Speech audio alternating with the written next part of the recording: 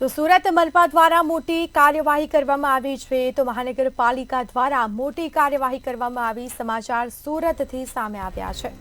મનપા દ્વારા મોટી કાર્યવાહી કરવામાં આવી છે। પાલતુ શ્વાન રાખવા માટે હવે લાયસન્સ લેવું પડશે। પાલિકાના માર્કેટ ડિપાર્ટમેન્ટ દ્વારા ફોર્મ બહાર પાડવામાં આવ્યા છે। અમદાવાદમાં શ્વાનના કારણે બાળકનું મોત નીપજ્યું હતું તો ઘટના બાદ સુરત મનપા હવે હરકતમાં આવ્યું છે।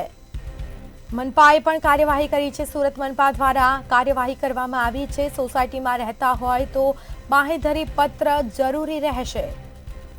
આજુબાજુના 10 લોકોના બાંહેધરી પત્ર જરૂરી રહેશે।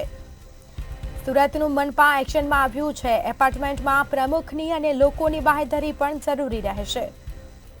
તો મનપાએ સુરત શહેરમાં 800થી વધુ નોટિસો પાઠવી છે।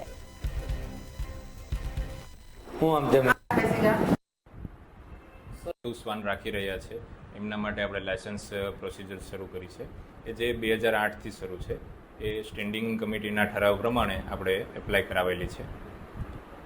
શું છે એમાં કઈ રીતની પ્રક્રિયા ચાલી છે? લાયસન્સ પ્રોસિજરમાં આપણે એમનો આધાર પ્રૂફ લઈએ છીએ, ડોગનું વેક્સિનેશન કાર્ડ લઈએ છીએ અને આસપાસના રહીશો જો સોસાયટીમાં રહેતા હોય તો એમનું એનઓસી માગીએ છીએ અને એપાર્ટમેન્ટમાં રહેતા હોય તો એમના પ્રમુખનું અથવા મંત્રીનું એનઓસી લઈએ છીએ। સર, કેમ અચાનક જ અમલીકરણ ફરીથી શરૂ કર્યું? અમદાવાદમાં જે હાલ કરુણ ઘટના બનેલી છે જેમાં એક નાની બાળકીનું મોત થયેલું છે રોટવીલર ડોગના કારણે, જેના ગંભીરતાના પગલાઓના આધારે અમે એસએમસીમાં આ પ્રોસિજર કડક બનાવી છે। કઈ રીતે અરજીઓ સામે આવી છે અત્યારે?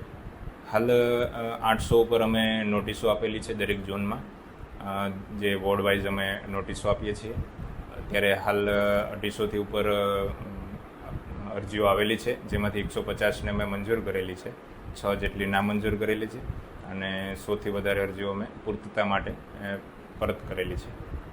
સર, કેટલો મહત્વનું રહેશે જેના આ લાયસન્સ પ્રોસિજરના આધારે જે ડોગ ઓનર છે એમને